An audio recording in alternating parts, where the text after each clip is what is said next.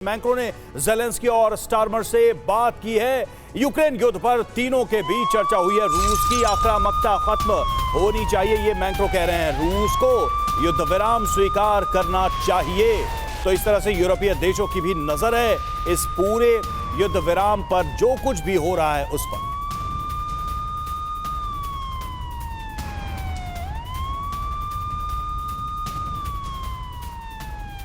तो ये देखिए, हालात और ज्यादा खराब होते नजर आ रहे हैं रूस वर्सेस यूरोप के बीच। पुतिन का बारूदी प्रकोप क्या यूरोप को अब झेलना पड़ेगा, क्योंकि हालात क्या हैं।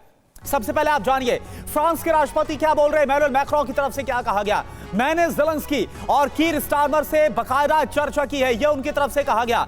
30 दिन का युद्ध विराम स्वीकार करे रूस, यह कहा गया है कि यूक्रेन में रूसी आक्रामकता बंद हो जानी चाहिए, लेकिन अभी ऐसा होता नजर नहीं आ रहा। हम यूक्रेन में शांति के लिए काम करते रहेंगे, इमैनुअल मैक्रों की तरफ से कहा गया। जद्दा समिट का जिक्र किया गया। जद्दा समिट के बाद ज़ेलेंस्की स्टारमर से बात, यानी कि जो ब्रिटेन के प्रधानमंत्री हैं कीर स्टारमर, उनसे बात हुई है। अब बड़ी बातें क्या है, पुतिन को 30 दिन का सीजफायर तो स्वीकार ही नहीं है, और ये गवाही दे रही है तस्वीरें जो आ रही वॉर जोन से।